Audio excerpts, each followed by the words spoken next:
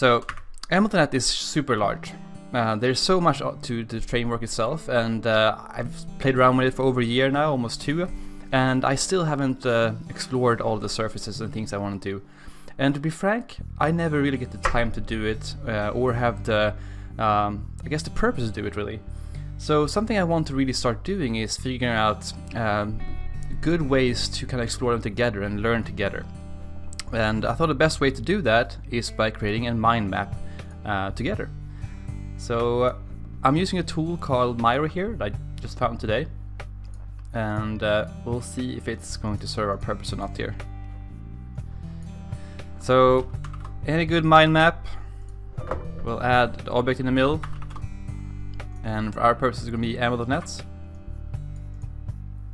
And if you have any suggestions that you want to hear as we go through here, just kind of put them in the chat. I'll try to monitor it a bit and hopefully see them as well. So when I think about ML.net, the first thing I think about is kind of the different kinds of machine learning types we have, right? So we have supervised learning and we have unsupervised learning, and they're kind of distinct, and they will end up falling into different trees of ML tasks that we can utilize. And I definitely haven't gone down both trees enough, so that's something I want to put out there. So let's put up supervised learning here. Let's see if I can get this tool to work the way I want it to work. So supervised, right? That is definitely one type. Move it over here.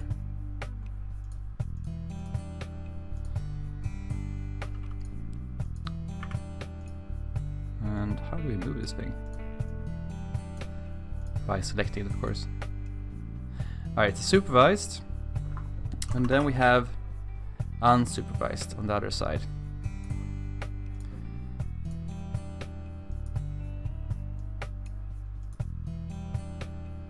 Okay.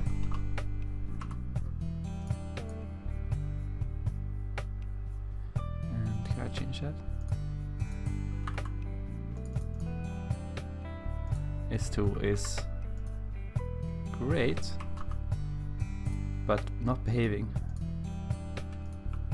I was using it in the web earlier, and it was doing really well then, and I thought that this is perfect, I can use it. And now when I use it, it's not as simple, but that's okay. Alright, unsupervised. So those are two kind of different learnings, right, that we can explore. So if we just kind of drill into one of them real quick here and see what we have. So in unsupervised learning, what we have here is, of course, regression. And I feel like that's been kind of thought out quite a bit, but that's definitely one of the ways we can do it. We can do classification. We can do time series forecasting as well, for example. Forecasting.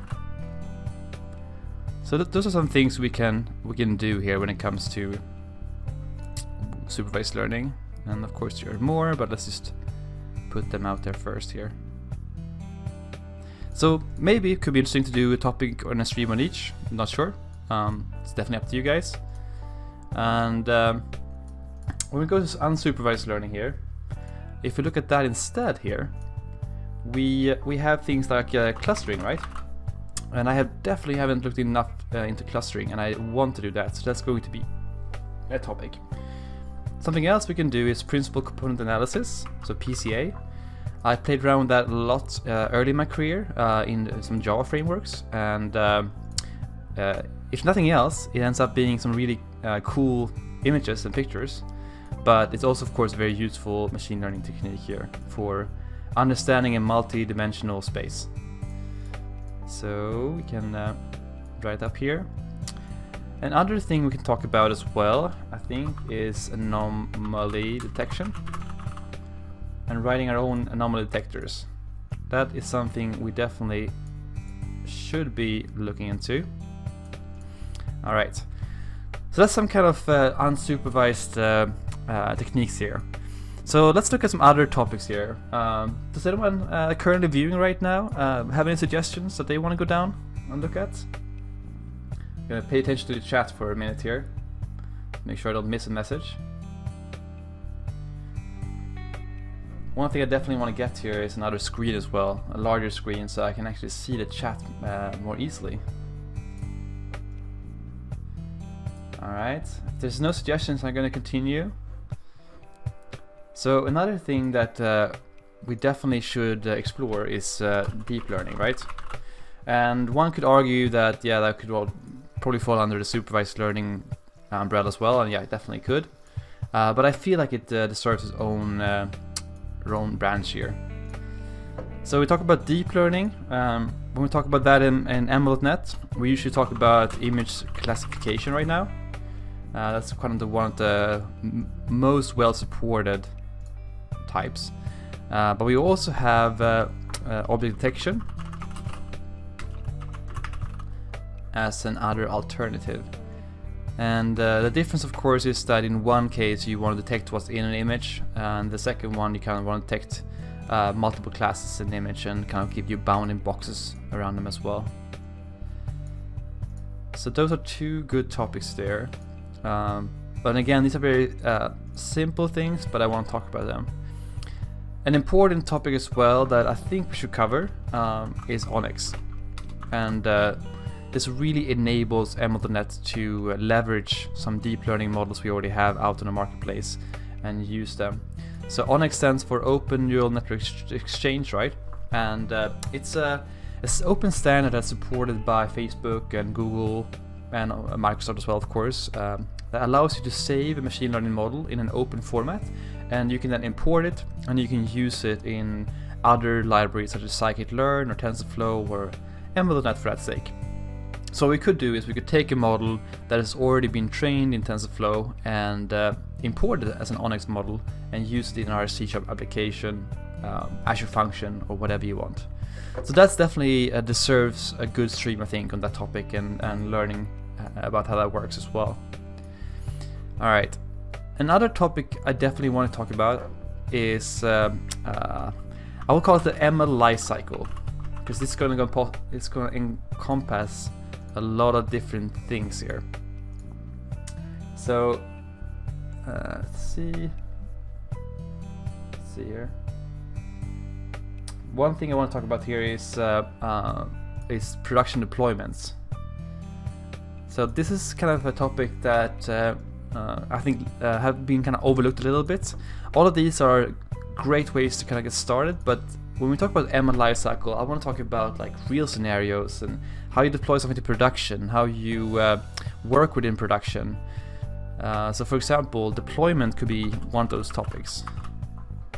So deployment, how do you handle your model in production? Where do you deploy it actually? That's a good one. So we will have to talk about Azure functions here. How do you deploy it in Azure function? What is the best practices here? And when we talk about Azure functions, we can register this prediction engine pool as well in our Azure function. So we definitely want to talk about how that's done so we get a thread safe environment and can kind of reutilize prediction engine multiple times here. We definitely want to talk about, let's say, in the ASP.NET Core app deployment. How would that look, right? I can envision that a lot of people use that. I want to talk about, let's see, desktop apps maybe as well, because this is really where you can get that offline capability, and you won't be charged any cloud costs or anything like that. And that's kind of the big benefit of using ML.NET. So I can see that being a thing. Let me just do this real quick here. Okay. Let's see here. And let's see. Desktop. I think that's good. So we also want to talk about ML Ops lifecycle.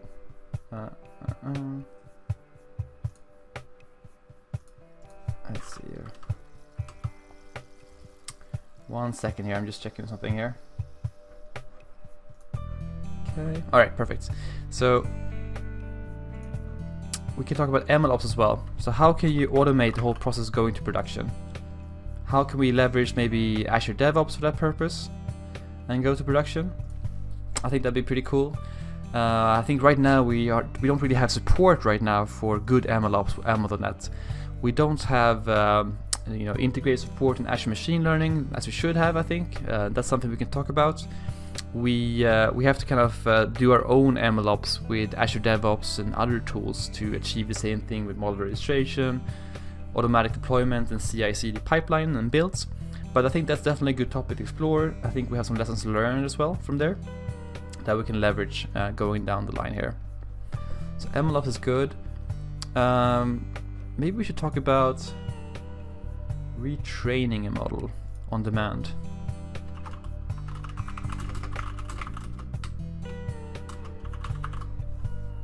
I think that actually could go into MLOps here, because that could be a topic here. So for example, if you have monitoring on your model and you notice that your accuracy or something goes down, you may want to retrain it.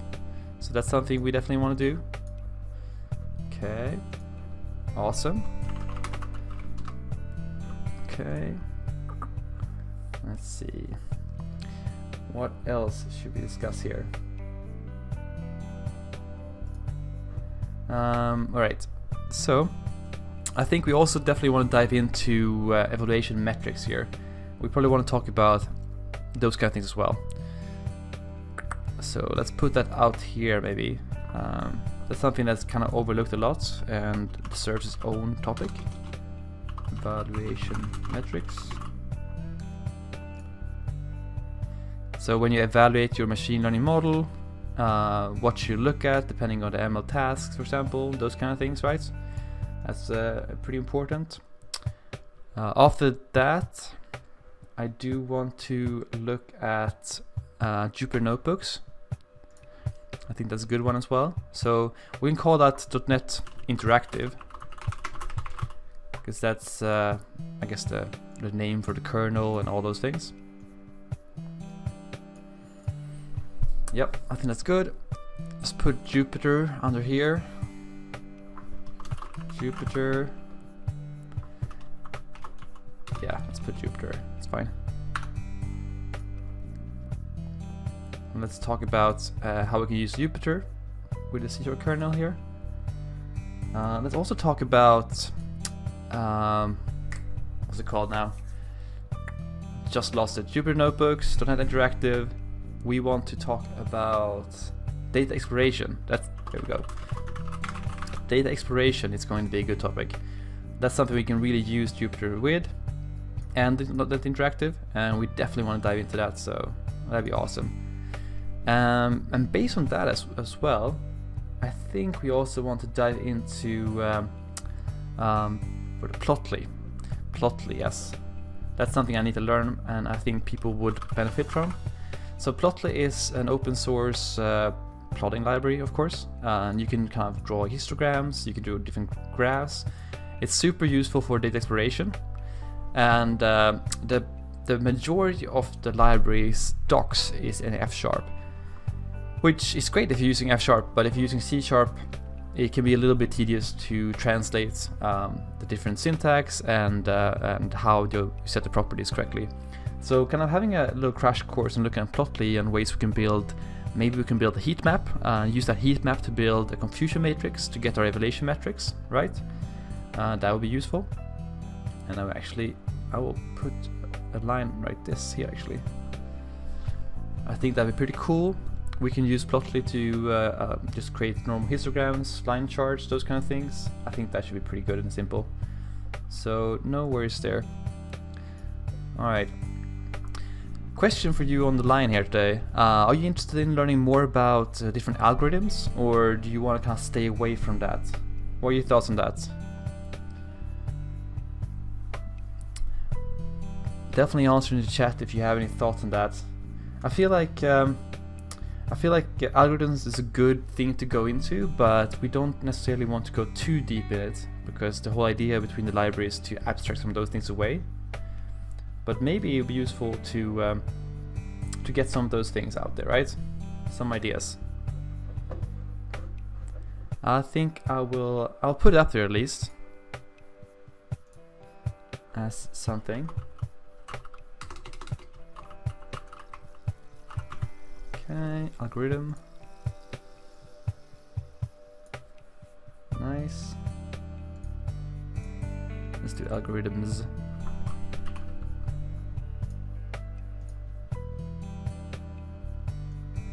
Perfect. Alright.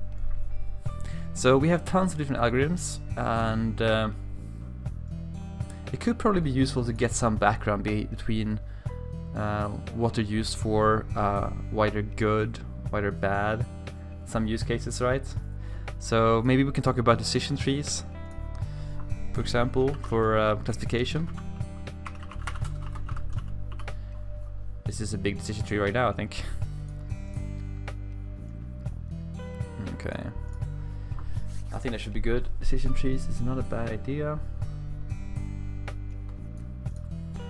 And let's talk about what else. What else should we talk about here? We can definitely feed this out here a bit more.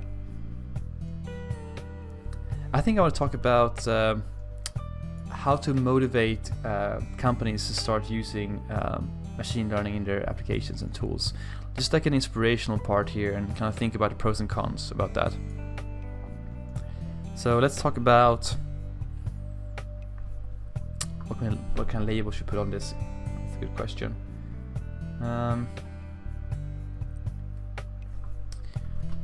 Organizational.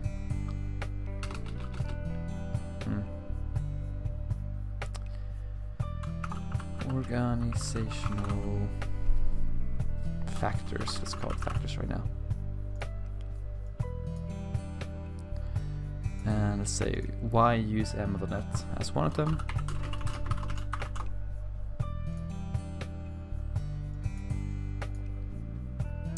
Maybe to actually, let's do a comparison instead between different libraries instead, because I think usually what happens here is that we can default back to something that has a large community behind it, like scikit-learn or something else. And let's explore the differences between those and why a C#.NET shop should kind of stick to one of them. I think that could be useful. Okay, that's good. Cool. Unsupervised. That's good. So we got the deep learning part here. I think that's good. Let's see, I wrote down some ideas when I brainstormed last night here. Let's see if there's anything I'm missing here. Oh yeah, definitely. We have tons of things to miss. So something I definitely want to talk about here is handling large data sets. How do we do that? Can we stream things through memory or not? We need to think about ways to do that better.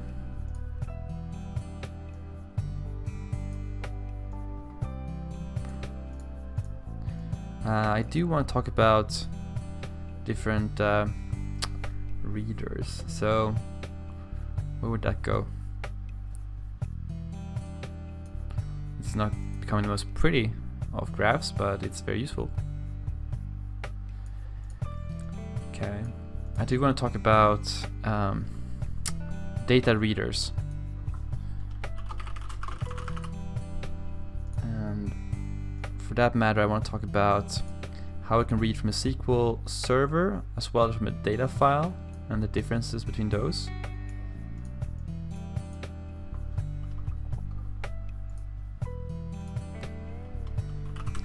SQL server. We can talk about how we can do it from a file as well. I think that's useful.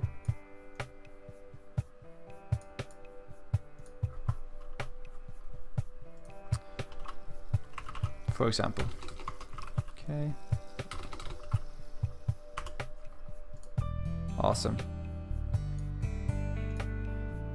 Okay, that's useful. Oh yes, one thing I definitely want to talk about that I haven't put up here, which should have put up here, is explanatory AI or explanatory machine learning, and talk about how we can use ML.net for those predictions here. So we're going to talk about explanatory ML. That's going to be a big topic by itself, I think. That's a big one. I've been meaning to get into this topic for quite a bit, and I kind of push it to the future all the time, and that's not gonna be the case anymore. So explanatory ML, what should you put under that specific topic? Well, I think that's going to talk by itself. Okay, something I definitely talk about as well is ranking. That's something useful. Ranking systems.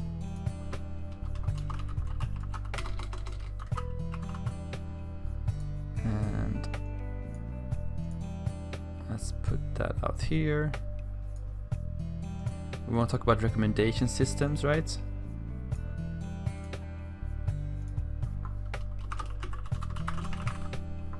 That's a big one as well. It's really cool, I think, to see AutoML, the model builder, have that functionality now as well. I have to play around with that. Okay, we'll zoom out a bit here. Oop, way too much. Nice. Okay, so that's good. So we have some of those things on the line. Okay, I think that's good. Any suggestions for anyone that's currently viewing what they would like to see? Anything I'm missing here that really should be explored and looked at? I feel like a lot of things we should talk about is how we can apply these things into real case scenario in the real world. But I would love to hear your input as well on what that looks like and kind of what that means as well for you. So when you put something into production, how do you do it? Why do you do it? And why do you choose ML.net? Yeah, exactly. I agree. And I would love to have some input on that as well from, I guess, people in the industry. Yeah, getting the data, that's completely correct. That is a difficult part. Even when you don't have a real world use case, getting the data is really the difficult part for showing examples, whether that's regression or clustering or something else. But I wonder if maybe a topic on where to get started would be useful. If you're in an organization, how should you think about this? What are some kind of the pillars you should follow to get started here? I think I actually want to talk about that. I have some thoughts now. Get started. Because there's definitely like a way to get started, and there's things to think about. So for example, we have this data maturity triangle, which is very useful when you want to start thinking about AI machine learning, to think about that. Yeah, exactly, yeah. Why ML.net, for example? That's a good one. I think maybe it, I think they could go into comparison maybe. I think that would be awesome there. But can also go in to get started, honestly. Let's put it on to get started. I like that idea. Okay. I think maybe that serves its own topic, actually. You're right. I like it as its own topic. Now when you explain it more, I think its own topic is definitely validated. Because yes, there's a jungle of ML tools here. So why ML.net? That is great. I like that. Thank you for that suggestion. So if you go back here, data maturity triangle, that's something we have to think about. Where do you get your data? How clean is it? And data sources is a way to get started. Is just to map those, to think about the relationships between those. And if you want to get started, you also need to know the spell. Otherwise, it's very difficult to get started in anything. All right, and then I do want to think about what are some other things you think about when you get started with ML.net? If you actually think about a real company with a real problem to solve. Yes, fill the model to autocorrect. I would definitely need that, and I think there's already tons of them out there. Unfortunately not in this program. Maybe that's good. I think prototyping is this topic we should talk about when it talks about getting started here. Prototyping. Okay.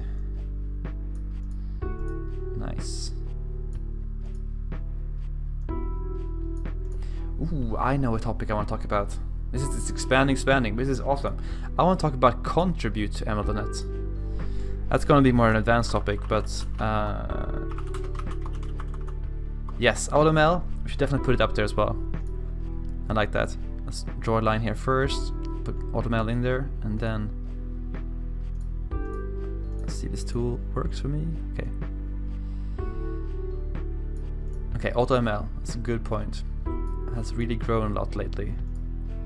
I definitely need to try the recommendation system for AutoML. I think that's awesome. It's such a good way to get started, honestly. And actually, I think it deserves its own branch. But yeah, it's just a good way to get started. You have your own a good seed for your model, seed for your code, and you get a method to consume directly. All right. So that's something we can kind of go down there as well. But I do want to talk about contribute here. That's something I want to do. And we should definitely talk about how to get started here. We should talk about I guess what's the first time issues, maybe it's called, or something like that.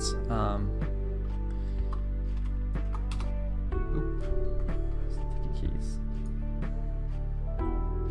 Oh, doc contributions. I like that.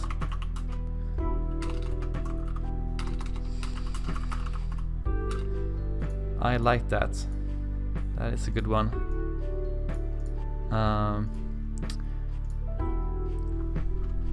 Up for grabs, maybe. I don't know. Labeled issues, I'll call them. I think there's a label for issues in general that are like good to start with. And I can't think of that right now. Actually, let's go and look. Why not? Let's take a tour into the repo here and have a look, because I am curious what it's called. Okay. Good first issue, thank you. That's what it's called, yeah. Good first issue. And something to explore as well is like, are these being up to date? Is there a way we can even get more of these good first issues to get more contributors? That's a good topic for discussion for sure.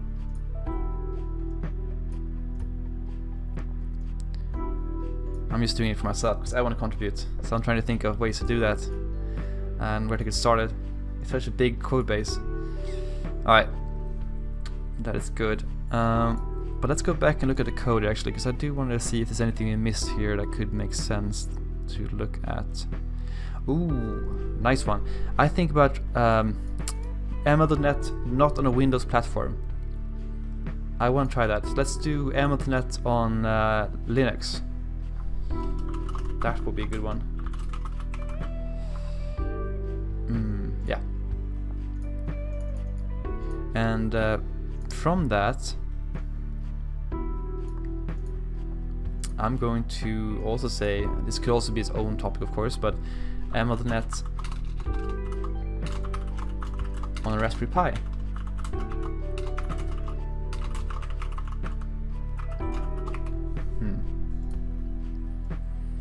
Yeah. I actually don't know if it's possible, because I don't know if the ARM support is there yet, but you don't know until you try. So that's something I definitely want to try doing. To get into the gist of that. A good source of inspiration as well here is the machine learning samples repo. Let's do that. And let's see if there's anything here we want to discuss. Okay, yeah, so ARM support may not be enabled, I guess. But we should talk about it, I think, anyway. I think we should talk about it anyway. And the same thing goes, honestly, for ML.net on Xamarin, because I don't think it's supported neither, but it's worth talking about, even though it doesn't work. And it's worth exploring as a kind of group together here. Because those are, like, to me at least, pretty important things. Come on. Because then you start getting those offline capabilities, which would be awesome. And it's worth it. Yep, exactly, yeah. Samurai runs on ARM. I think I can think of tons of good use cases for this scenario here. I would really like this to work. I have Raspberry at home here, and I've kind of done things with temperature sensors, those kind of things. But like really doing that kind of edge computing, I think would be really cool, especially if you got Emothernet to work on a Raspberry. So get that. Yeah, exactly. I thought about too. I think you can still do some things by sidetracking this a bit, so maybe that's a good topic to discuss. MLKit. Okay, I'll put MLKit as a question mark here. I haven't actually I haven't heard about that, so I can at least look at it.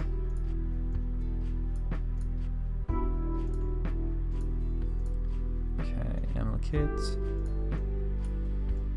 Okay, I like that. This is growing. So one thing we can also talk about is, I wonder if end-to-end solutions would be worth diving into or not. It'd be kind of fun to build something from scratch here. I'm not sure if it's released yet, but I know that Blazor has its full client-side implementation that should be released this spring. It's a preview. It'd be pretty cool to play around with that as well and use that offline capability with Emothernet.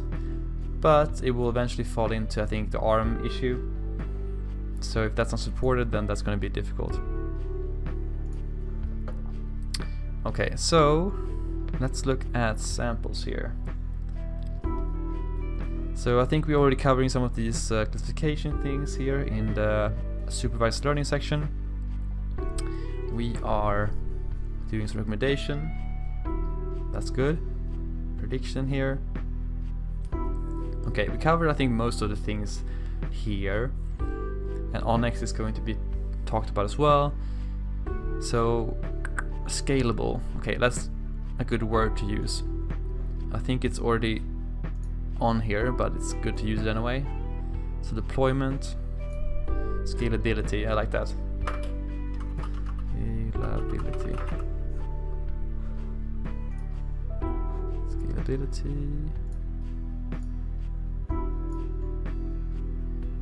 I'll put it under, I'll put it here. Come on.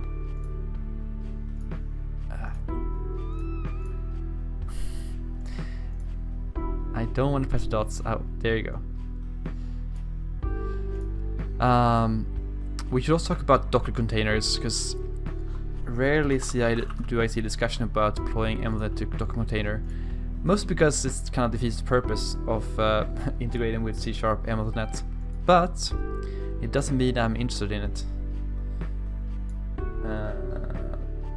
Feature contribution implementation, yes. I actually have that here. Explanatory ML, but I liked that we put some words in this as well. So feature contribution, definitely worth talking about. It's a good topic.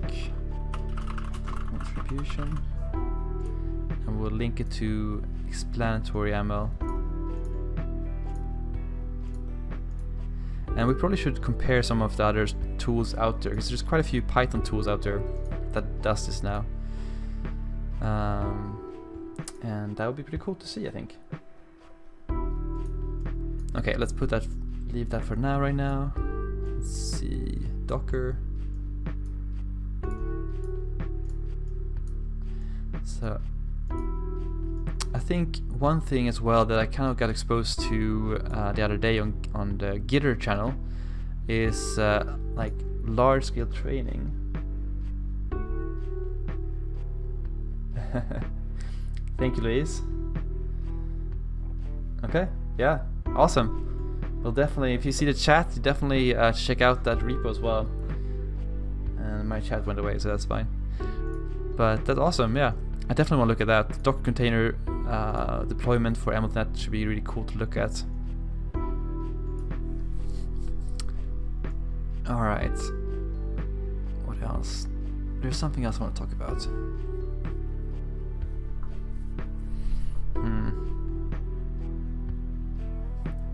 It's quite a bit already, honestly. The question is just how to kind of group these together into something useful that can be talked about separately.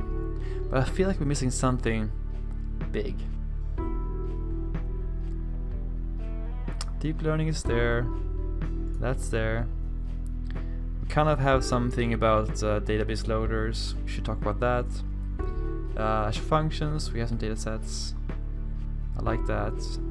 The CLI. Oh yes. Okay. So one thing I also wanted to put up here was large-scale training, or like how we can make training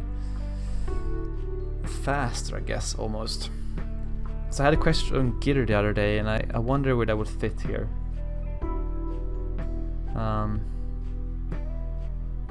I think we probably have it covered by all these topics, honestly. Should be good.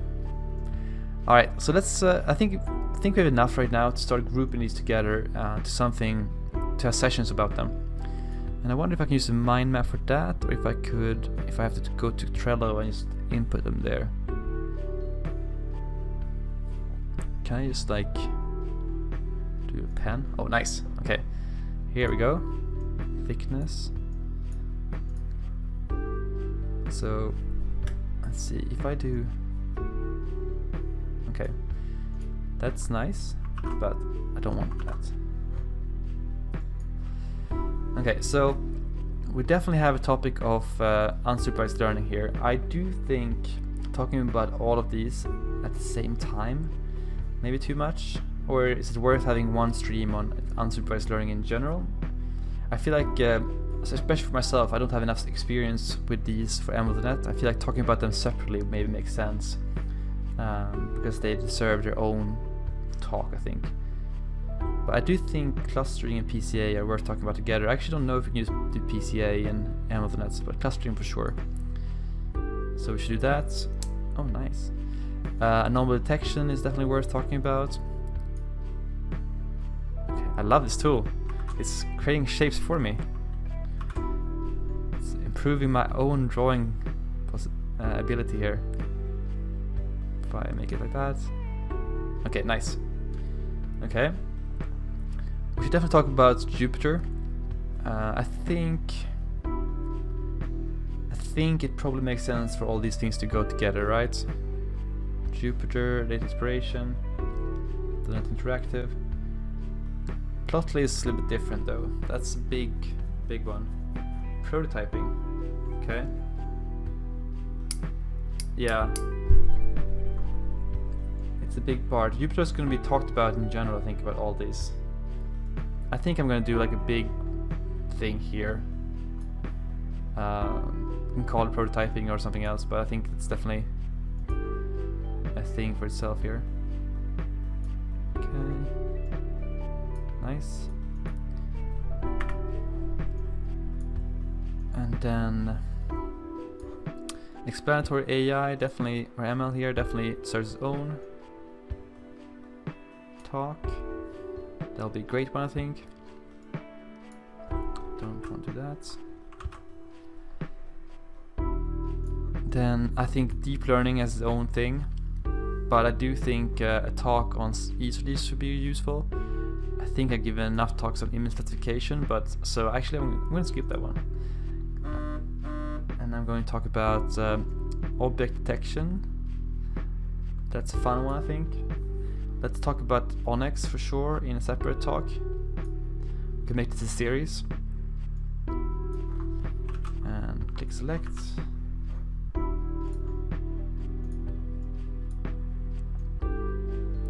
Okay. Recommendation systems by itself is big. So let's do that as a separate talk.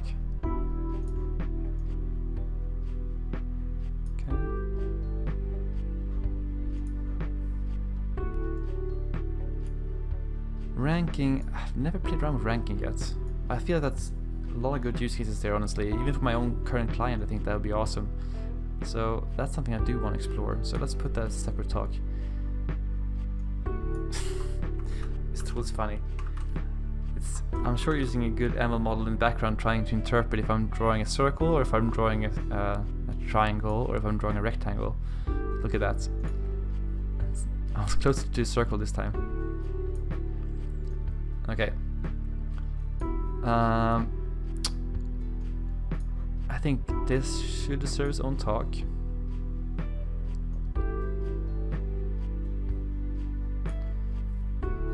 Nice.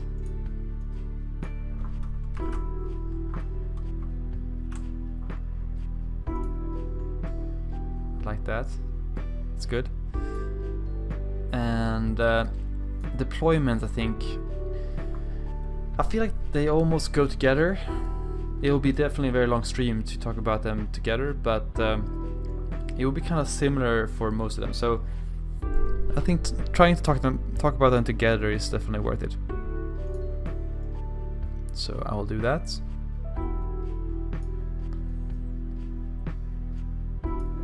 Okay.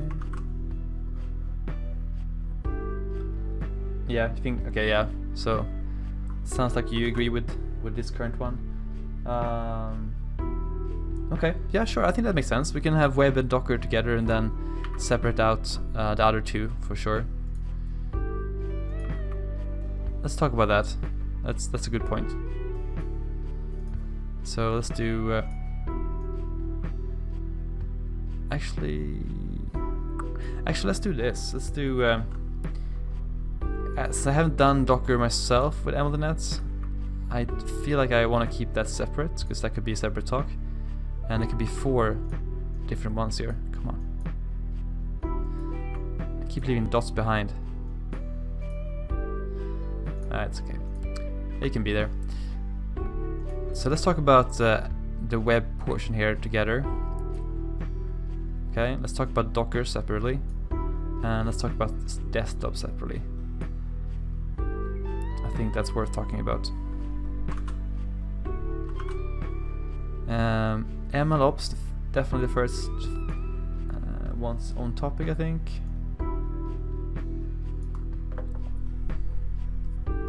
Okay. Getting started needs its own topic. And let's see. I think time series forecasting deserves its own topic, and classification deserves its own topic as well. Regression, it could be worth going into. I feel like it's not self-explanatory, but it's been talked about a lot. So maybe it could definitely be in there if it's something we want to talk about, but maybe not in the start at least. But large data sets, I think, is useful if we have those. Well, of course I have those. So let's talk about that, and let's talk about this factor here, especially when it comes to classification. Alright, so where are we now? Ooh, and then this, of course, is a good topic as well.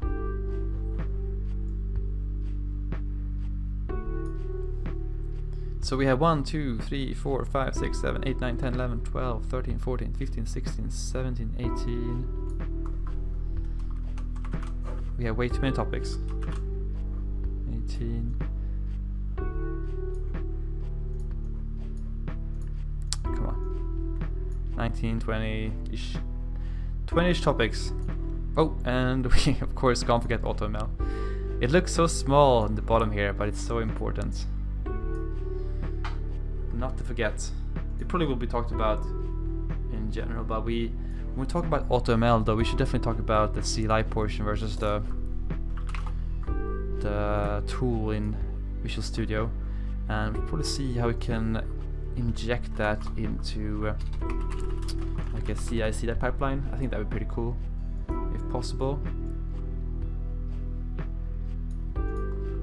Okay.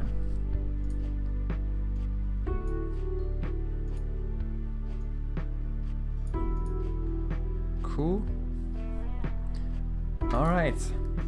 Is there anything I missed here that we should talk about or kind of explore in a stream? Anything you think is worth discussing more here?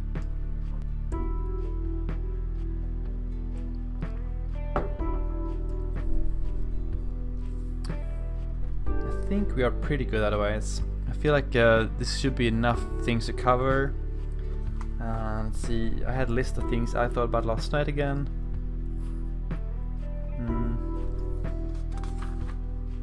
Don't really see anything I haven't really brought up already. So that should be enough. Alright, well, I'm going to make a list of this and I'm going to figure out a good schedule and then I think start diving into it as well. It's definitely going to be more of a mob programming session for sure, because I don't know all these things myself and I want to learn them, and I want to learn them with you. So hopefully we have people tuning in for the next month or so once we start going through these topics, and also not only learning them but also seeing how easy they are to learn. Let's look at the hurdle, right?